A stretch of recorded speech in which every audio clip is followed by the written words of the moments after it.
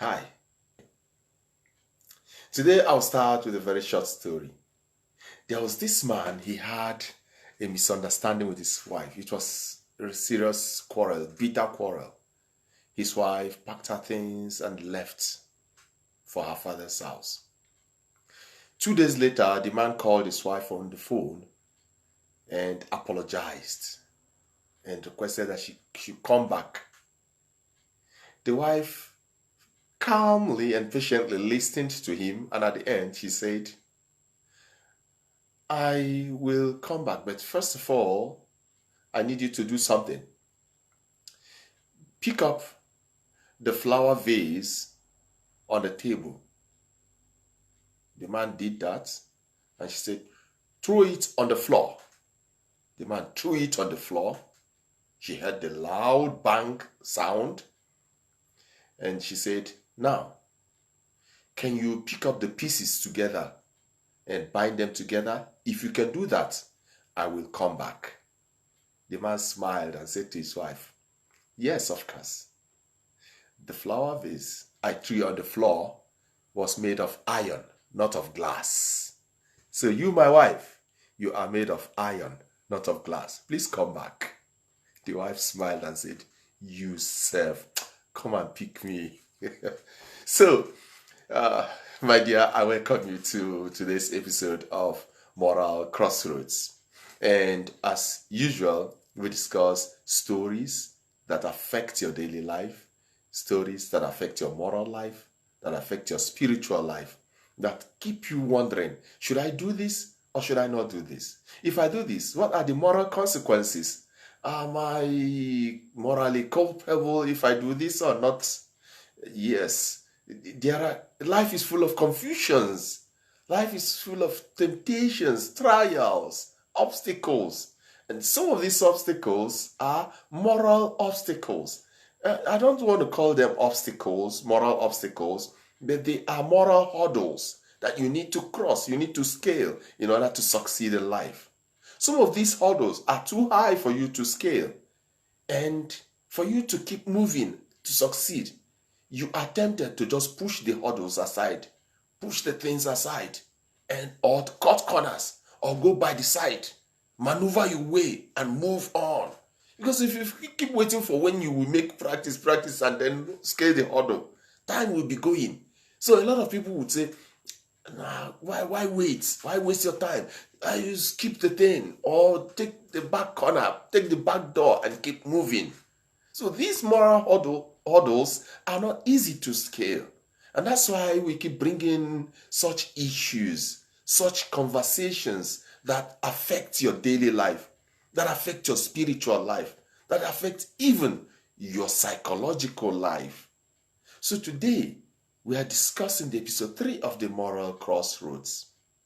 And as usual, we come with stories, practical stories that you need to think about. And today's story is about a woman who was at home. And suddenly her son came back home holding a gun in his hands. And she was shocked. She knew her son was not a good son. He was living a bad life. She had actually made sincere efforts to help her son, bring him back from the kind of life he's living. And the son keeps going back and forth. So on this day, the son came back with a gun in his hand and tried to give it to his mother and said, Mama, help me, hide it. Please help me hide this gun. The mother said, no, I don't want to touch it. Please keep it away from me. I don't want to touch it. And the son looked around and ran to the back of the house, lifted up the generator and put the gun under the generator, put it down. And the mom saw him, and just suddenly, some armed policemen came to the house and arrested the boy. The woman started shouting, what has he done? What has my son done? And they said, ma'am, your son was involved in an armed robbery operation and someone was shot. We are looking for the weapon. point, would you tell the policeman where the gun is? Be sincere. Would you tell the policeman, he hid it under the generator? Or would you protect your son? So at that point, that woman was at a moral crossroad. She actually did not know what to do. She was dumbfounded. She saw the gun. She knew where her son hid the gun. But if she decides to tell the police where her son hid the gun, they would arrest her son and probably send him to jail. But if they don't see the weapon, her son may be free, because her son may argue he was not involved and he doesn't know anything about it. So if you are this woman, be sincere. I want to know your comments. Just write it at the comment section. What would you do if you were to be the mother of this young man? Would you tell the police where the gun is and give your son up? Or would you protect your son, knowing fully well that your son is a bad son? Would you protect him, keep him, and try to work hard on him, see if he can change? That's a very big question for you. A lot of people have faced similar situations in life where they needed to protect the image and integrity of the family, where they needed to protect the image and integrity of the community, the image and integrity of the company where they work, or the image and integrity of the institution they work. You see, it's not easy to fight against big institutions. You can also picture this other scenario. You are working with the military, and your brother belongs to a particular sect that has been proscribed as terrorists, and you are working for the military of the country. Then one day, the chief of army headquarters sends a signal and says, early in the morning, we are going to the camp of these people, this proscribed group, and we're going there to neutralize all of them. Everybody shoots on sight. Neutralize all of them. Don't spare anybody. And you know fully well that your brother is in that camp. Your brother is in that place. And you're going, and you're part of the group sent, the military men sent to go there. What would you do? Would you call your brother and say, hey, bros, move away from there. Get away from that camp. I don't want to see it there. We are coming tomorrow. Something is going to happen there. Please. That means you are leaking sensitive information to the enemy. So would you leak the information to your brother and say, please leave that place? Or would you keep quiet and go with the army to the camp and neutralize your own brother? You see, there are lots of things that come up in life that you find yourself at a crossroad where you think you want to do good, but the good you're doing is actually not good. But you are doing good, probably to save an image, or even to save a life, or even to save a community. So if you are in the military and you're this man, what would you do? I would like also to hear your comments. Just write me your comments.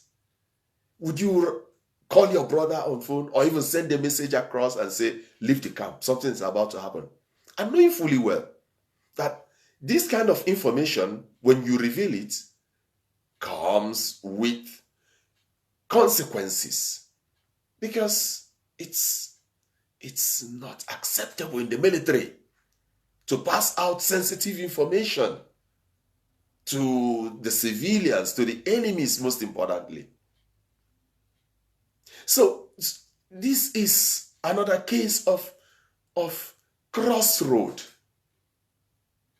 I've often given the example of a young man whose mother is very sick and at the point of death, and she needed a particular medication. But this young man had no money to buy the medication because it's very expensive, very, very expensive. And this young man knows a pharmaceutical store, a pharmacy that is opposite the block where they live. And all he needed to do, because it was at night, all he needed to do was to break into this pharmacy and steal the medication. Just probably he may call it to take, but I call it to steal because it has to do with breaking in. To steal the medication and give to his mother so that his mother can live. If you are in this situation, would you accept to steal the medication to save your mother, knowing fully well that what you are doing is immoral? You are stealing. Although you are stealing to save the life of your mother. If you are in this situation, would you accept to steal to save her life? Knowing fully well that if you are caught, you may actually be sent to jail. You may go to prison for stealing, breaking and entry. You broke into a pharmacy. And nobody's asking you, why did you break into the pharmacy? What were you trying to steal? Maybe they will ask you the question and say you stole to save your mother. So, it will bring you down to the case of the end justifying the means. Or should it be the means that would justify the end? Drop your comments on this. It is either the end justifies the means or the means justifies the end. But it's often said, it is popularly said, that the end justifies the means. So, what does it mean? That you can steal to save a life, and at the end you say, I actually stole because I wanted to save a life, and I've just done that. I stole and I saved a life. So, the means was a bad means, but the end is a good end. You saved a life. So, the end has justified these bad means. So, it's difficult when you begin to analyze it little by little. This quickly reminds me of a story of this popular criminal in Nigeria back then called Lawrence Anini. He was condemned and executed by firing squad for armed robbery. Now, during the trial, he was asked by one of the lawyers, why were you involved in this robbery operation? Why were you stealing? Why were you robbing? And he said, I was actually robbing banks, stealing money to help the poor. I was actually stealing, robbing to help the poor. And he was asked, so how have you helped the poor? He said, sometimes when I steal, I come out of the road and spray the money out, throw the money out. Poor people will rush, come to the road and pick the money and use it. I have saved lives by doing that. So would you, if you are a judge and you see this kind of kind-hearted criminal, would you be merciful to this criminal and say, oh, you are actually doing a good job, even though you were stealing, you were robbing banks, you were robbing people, but you were doing a good job, and I release you. So many things happen. So many things happen that place us at moral crossroads. But the examples I've given, the stories I've narrated, if you know the answers to any of these or what you think should do, what you think you would do in such circumstances or situation, Please drop your comments. I would like to have your comment. Then, to conclude, I want to encourage our youths. I want to encourage all those people who are passing through trials and temptations, people who are passing through depression, people who are passing through dejection and rejection. I don't know what your life is like. I don't know what you are passing through. But if you are one of those passing through difficult moments, please, I beg you, don't give up. Don't give up. Speak out to someone. Look for someone to speak out to. Talk to someone. If you have no one to talk to me. Send me a message. Say you want to talk to someone. Sure, I'll give you the time. I'll listen to you. We can talk about it. But please don't give up. A lot of people have been so depressed with life that they have thought of suicide. No, please, it's not an option. Giving up is not an option. It's not an option. There are people who have passed through trials and temptations. There are people who have passed through difficult moments. Is it poverty? There are people who have passed through poverty. Is it rejection? There are people who have passed through rejection. Is it false accusations? There are people who have passed through such situations. Falsely accused. Falsely accused. Some have even lived under false accusation for years. I recently saw a story of a man who was falsely accused of rape and murder. For 35 years, he was imprisoned. He was imprisoned at the age of 22, and he spent 35 years in prison. So add them up. This man would be 57 years. So at 57, he was released. He was released not because he had served his term, because his term was life imprisonment. But after 35 years, it was discovered that he was actually not responsible for the rape and murder of this particular victim. And he was released. He came out crying that he has wasted 35 years of his life in prison under wrongful conviction. There are people who have suffered in this life. There are people who have passed through serious trials and temptations.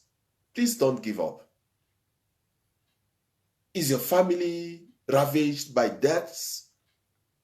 Your loved ones have died? People around you have gone? Don't give up. Yes, it is difficult. These are hurdles we pass in life.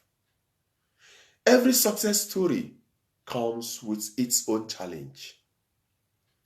But you will succeed when you become persistent and consistent. Keep making effort, but don't ever give up. Because when the going gets tough, it is only the tough that gets going. So that's my encouragement for you today. And I would remember this song. I love to sing it so much because it's a song that reminds me of life. It's a song by Bill and Gloria Gaither. Bill and Gloria Gaither. It is titled God on the Mountain by Bill and Gloria Gaither. They say, life is easy when you're up on the mountain. You got peace of mind like you never know. But things change when you're down in the valley. Don't lose faith, for you're never alone. For the God of the mountains is still God in the valley. When things go wrong, He will make a way. And the God of good times is still God in the bad times. The God of the day is still God in the night. The God of the good times is still God in the bad times. The God of the day is still God in the night. So, join me next time when I will come up again with my live broadcast to teach, to enlighten, educate, and motivate you on your life challenges and setting conversations and stories that actually affect you and teach you. I come up with live program every Monday in the evening. Every Monday in the evening. If you have issues you want us to discuss, please send me a message. If you have a topic you want me to treat, feel free to put it down also. I will read it. I will respond to you. And for sure, I will treat the issues. Then if you have anything that has affected you, that has touched you in this My Life program, do well to reach out to me. But don't forget, like, share, and comment on this video. It will help me a lot. It will encourage me a lot. And it will make people who have not yet seen this video to see it. Probably someone who is passing through bad times may be encouraged by this video. Maybe someone who is almost about to give up may be encouraged by this video. So please help me share this video. But don't forget to like it and then comment on it. For this is a great encouragement for me to continue to bring you such teachings, such stories that help you, that motivate you, that enlighten you, that encourage you. So till next time, we will come up again with another story, another video, another live program. I wish you a very wonderful evening. Have a good night's rest. But don't forget that the God of the good time is still God in the bad times. God of the day is still God in the night. Till next time, on Mondays, don't forget, every Monday, I come up with my live program at night. Every Monday night. So make it a date. Meet you next Monday. May God bless you. Bye.